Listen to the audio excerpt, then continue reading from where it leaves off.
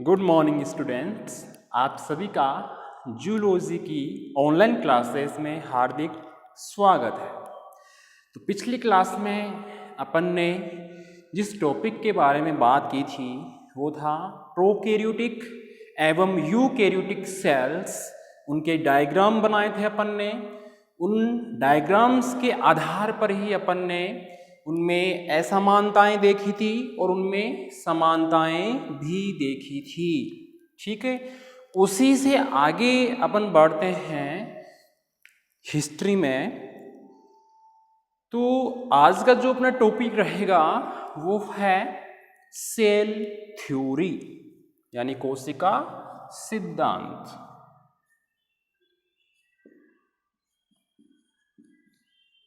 कोशिका सिद्धांत जिसे बोलते हैं सेल थ्योरी। इसके बारे में भी आपने जो भी 11th और 12th क्लास थी आपकी बायो की, उसमें पढ़ा होगा। जो सेल थ्योरी है उसके ऊपर क्वेश्चन ये बनता है कि सेल थ्योरी या कोशिका सिद्धांत सबसे पहले किसने दिया था। ये क्वेश्चन आपके छोटे क्वेश्चन में भी बनता है और जो कंपटीशन के जो एग्जाम्स होते हैं उनमें भी बनता है। तो ध्यान से सुनना। सर्वप्रथम मैथियस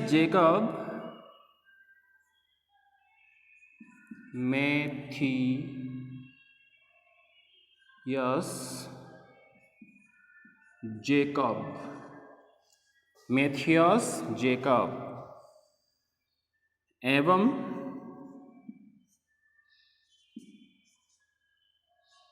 स्लाइडेन नामक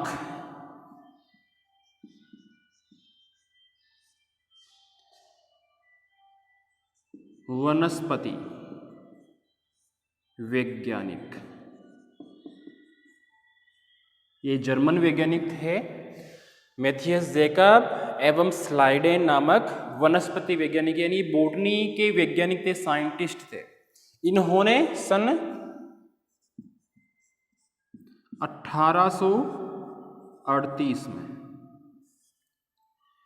1838 में मैथियस जेकब एवं स्लाइडेन नामक वनस्पति वैज्ञानिक और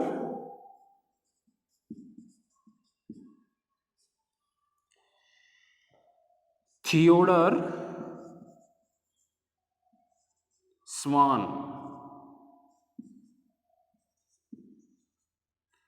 ने सन 1839 में,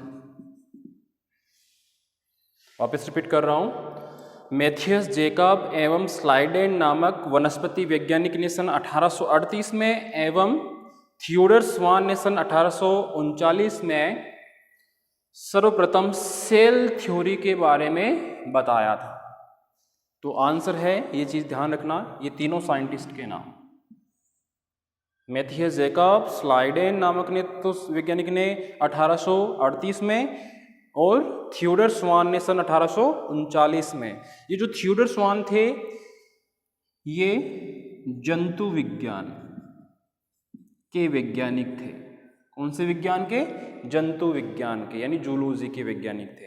तो इन्होंने सर्वप्रथम सेल थ्योरी दी थी और इस सेल थ्योरी के बारे में उन्होंने ये बताया था कि जो समस्त सजीव हैं, जिनमें सरलतम एक कोशिकीय जीवों से लेकर उच्च वर्ग के जो जीव हैं और जो पेड़ पौधे हैं, उन सभी का शरीर कोशिका एवं कोशिका के उत्पादों से मिलकर बना होता है। समझ में आया? वापस रिपीट कर रहा हूं। इन्होंने ये बताया कि जो सजीव है, समस्त सजीव हैं, चाहे वो सरलतम एक कोशिकीय जीव हो, चाहे उच्च वर्ग के जीव एवं पेड़ पौधे हो, उन सभी का जो शरीर है वो कोशिका, सेल एवं सेल के उत्पादों से मिलकर बना हुआ होता है। क्लियर है? ये थी सेल थ्योरी। अब ये जो सेल है, इन्होंने आगे ये भी बताया कि ये जो सेल है, अब ऐसे तो नहीं है कि एक ही सेल रहेगी, कई एनिमल में एक से ज़्यादा भी सेल होती है, तो ये सेल स्वतंत्र रूप से अपना कार्य करने में सक्षम होती है। यानी कि मेरी जो बॉडी है इसमें एक सेल तो है नहीं, मैं मल्टी सेलुलर जीव हूँ, तो जो मेरी सेल्स है एक से ज़्यादा, वो सभी अपना अलग अलग कार्य करने में सक्षम है। तो ये थी सेल थ्योरी या कोशिका सिद्धांत। किसने दिया था इसको? मैथियस जैकब स्लाइडेन नामक वनस्पति वैज्ञानिक ने सन 1838 में, और थियोडर स्वान ने सन 1839 में, जो थे एक जंतु वैज्ञानिक। क्लियर है? तो ये थी सेल थ्योरी। एक छोटा सा पॉइंट, अच्छा ये नोट कर लिया होगा आपने, एक छोटा सा पॉइंट अपने रह गया था, वो ये है कि मैंने लास्ट टाइम आपको क्लास में बैक्टीरियल सेल का एक डायग्राम बनाया था और दूसरी तरफ बनाया था एक एनिमल सेल का डायग्राम। दोनों में अपन ने अंतर देखा था। तो कई बार आपकी जो यूनिवर्सिटी के एग्ज़ाम होते हैं उनमें ग्राम पॉजिटिव और gram negative bacterial cell wall में अंतर पूछ लिया जाता है कि जो ग्राम पॉजिटिव और जो ग्राम नेगेटिव बैक्टीरियल सेल है उन दोनों में क्या अंतर है। तो ये जो चीज़ है अपन ने पहले भी पढ़ी है और आज भी पढ़ेंगे अपन, ताकि अपन को आगे एग्ज़ाम में दिक्कत नहीं आए। तो एक तरफ लिखेंगे अपन, वही टेबल के थ्रू अपन को अंतर बताना है। Gram positive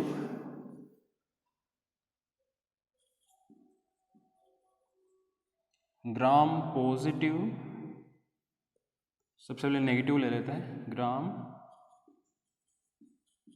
negative cell wall, gram negative cell wall. यहाँ पे अपन किसकी ले रहे हैं सेल वॉल? बैक्टीरिया के ले रहे हैं। तो ये चीज़ ध्यान रखना, एक तरफ है gram positive bacterial cell wall. Clear है? तो अपन ने जो यहाँ पे सेल का एग्जाम्पल लिया है वो बैक्टीरिया की है। ग्राम, अपन जानते हैं कि बैक्टीरियल दो प्रकार के होते हैं, ग्राम पॉजिटिव और नेगेटिव। ये आपके एक्सपेरिमेंट भी है, प्रैक्टिकल भी है बीएससी फर्स्ट ईयर में। तो इसमें अपन पहला डिफरेंस देखेंगे।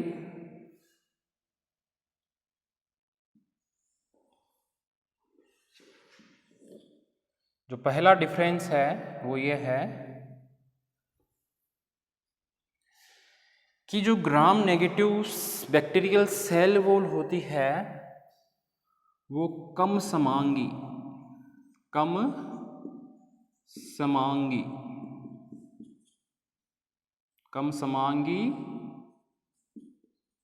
अधिक जटिल, कम समांगी होती है, अधिक जटिल होती है एवं बहुस्तरीय। कैसी होती है? बहुस्तरीय, यानी कि एक से ज़्यादा इसमें स्तर होते हैं। लेकिन जो gram positive bacterial cell wall है यह है अधिक समांगी,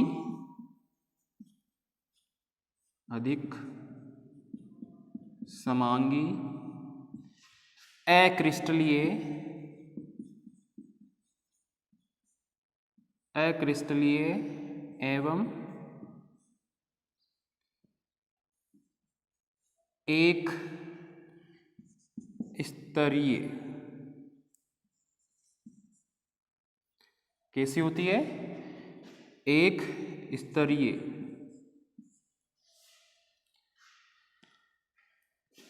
क्लियर है?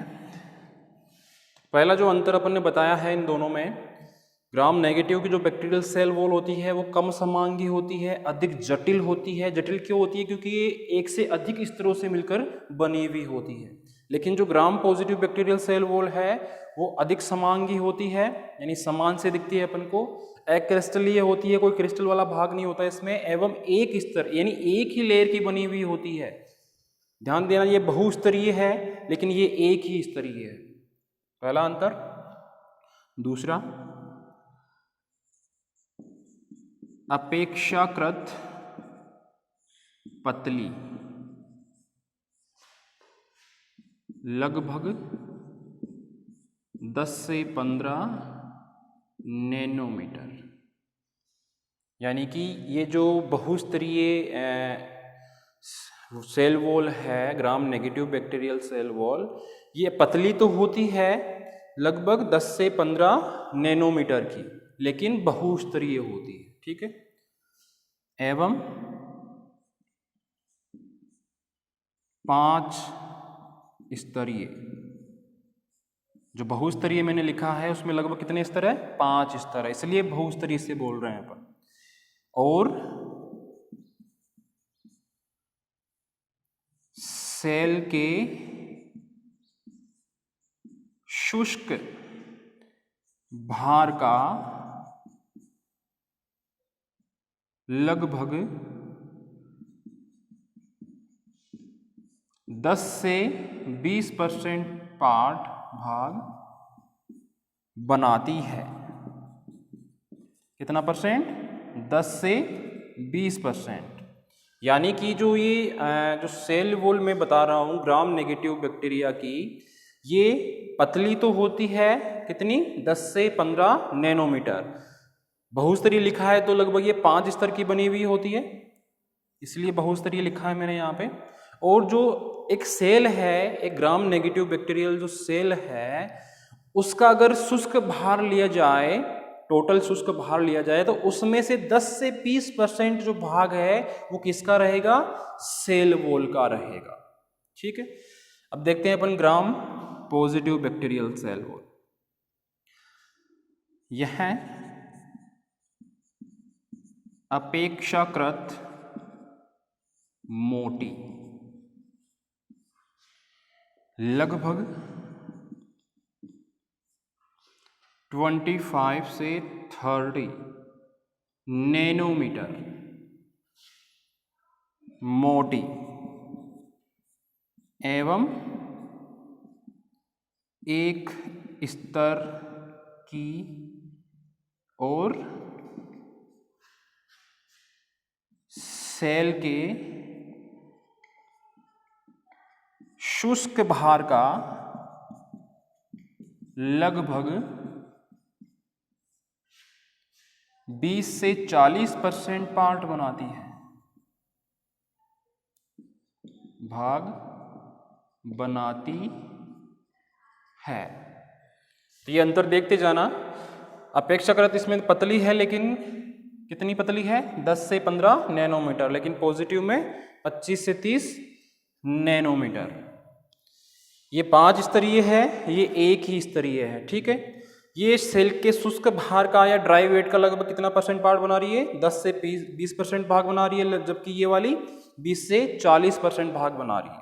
तो ये 2 अंतर हो गए। तीसरा अंतर हो लेते हैं अपन ने आपको याद हो तो अपन ने देखा था पेप्टिडोग्लाइकेन, जो बैक्टीरियल सेल वॉल किसकी बनी हुई होती है? पेप्टिडोग्लाइकेन की। तो उसका अंतर लेते हैं अपन।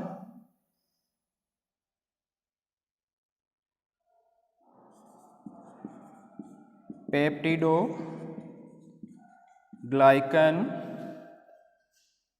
लगभग इसका 5 से 15% पार्ट बनाता है। यानी जो बैक्टीरियल सेल वॉल जिसकी बनी हुई होती है वो है पेप्टिडोग्लाइकेन, उसका कितना परसेंट पार्ट होता है इसमें? 5 से 15% भाग होता है। जबकि gram positive bacterial cell wall में कितना होता है? 20 से 80% पार्ट। तो ये 3 मुख्य अंतर मैंने आपको बताए हैं gram negative bacterial cell wall में और gram positive bacterial cell wall में। पहला अंतर तो था अपना कि ये अधिक कम समांगी है, अधिक जटिल है और बहुस्तरीय है। इसमें अपन ने लिखा अधिक समांगी, इसमें कम है, इसमें अधिक है, इसमें अक्रिस्टलीय एवं एक स्तरीय है। दूसरा अपन ने अपेक्षाकृत पतली है, कितनी है ये लिखा है, उधर उसका लिखा है। तो ये 3 मुख्य अंतर हैं जो अपन को gram negative bacterial cell wall और gram positive bacterial cell wall के डिफरेंस में बताने हैं। तो कई बार ये आपके एग्जाम में पूछा गया क्वेश्चन है कि ग्राम पॉजिटिव और नेगेटिव बैक्टीरियल सेल वॉल में अंतर बताइए, छोटा नंबर का क्वेश्चन है। तो इसीलिए मैंने आपको छोटा सा टॉपिक था उसके रूप में एक चार्ट के रूप में, एक टेबल के रूप में ये अंतर बताए हैं। ये चीज़ आप ध्यान रखना।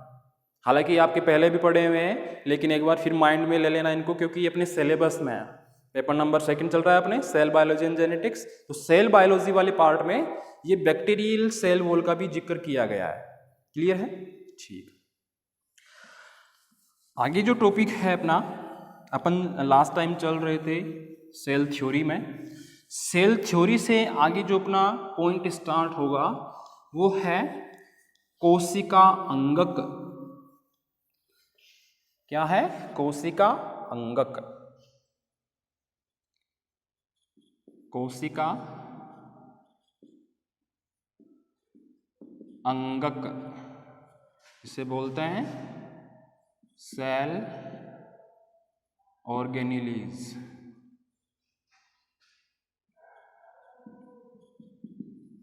कोशिका अंगक यानी कि ऐसे अंग जो सेल के अंदर पाए जाते हो, साइटोप्लाज्म में पाए जाते हो, क्या कहलाते हैं?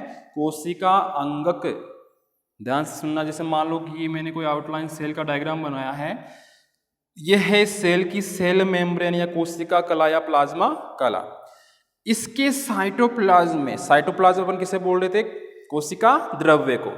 इस कोशिका द्रव्य में जितने भी जैविक अंगक, जितने भी जैविक अंगक पाए जाते हैं उन्हें बोलते हैं कोशिका अंगक। इन कोशिका अंगकों का क्या कार्य होता है?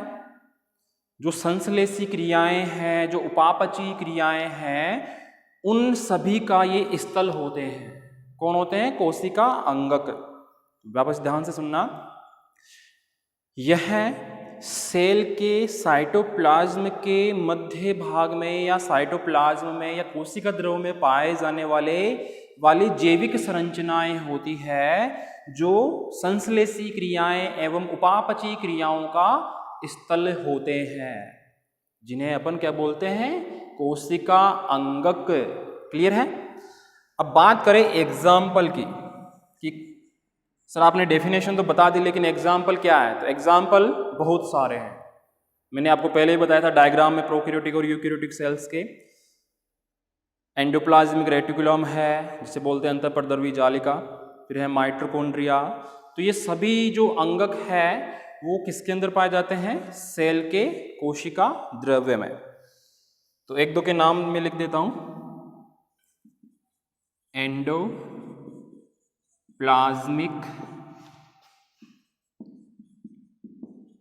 रेटिकुलम जिसे बोलते हैं अंतःद्रवी या प्रद्रवी जालिका। क्लियर है? ये जो एंडोप्लाज्मिक रेटिकुलम है इसके बारे में आपने पहले पढ़ा होगा।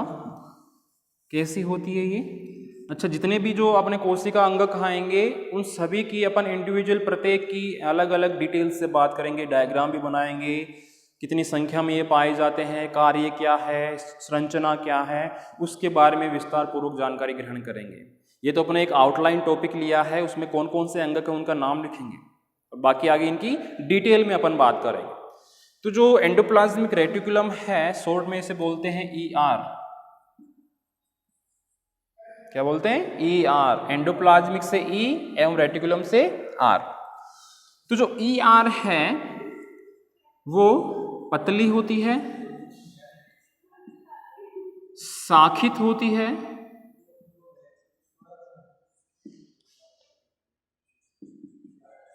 नलिका युक्त होती है, पतली होती है, शाखित होती है, नलिका युक्त होती है यानी नली समान होती है, ट्यूब लाइक। और इसका जो कार्य है वो क्या है? प्रोटीन संश्लेषण से संबंधित। यानी जो अंतःद्रवी जालिका या जो एंडोप्लाज्म रेटिकुलम या शॉर्ट में ER है, वो संरचना में पतली होती है, शाखित होती है, नली समान होती है और इसका जो कार्य है वो प्रोटीन संश्लेषण में हेल्प करना होता है। ऐसे ही एग्जाम्पल लूं मैं माइटोकॉन्ड्रिया का। माइटोकॉन्ड्रिया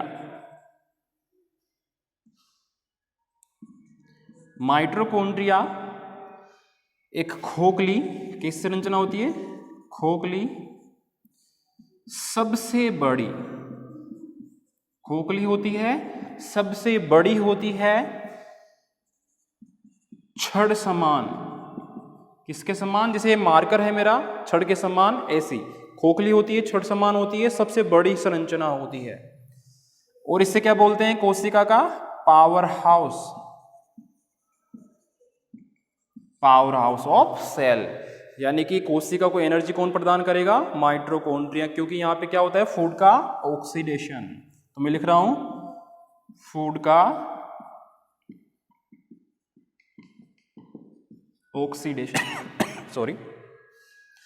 तो सेकंड जो मैंने कोशिका अंग का आपके सामने लिखा है वो एक सबसे बड़ी साइज की संरचना है, सबसे बड़ी खोखली संरचना है, छड़ के समान संरचना है। ये कोशिका का पावर हाउस कहलाती है और यहाँ पे फूड का ऑक्सीडेशन या ऑक्सीकरण होता है, यानी कि फूड का दहन होता है जिससे एनर्जी निकलती है। एनर्जी को किसके रूप में संचित किया जाता है? एटीपी के रूप में। वो इसका क्या नाम है? माइटोकॉन्ड्रिया।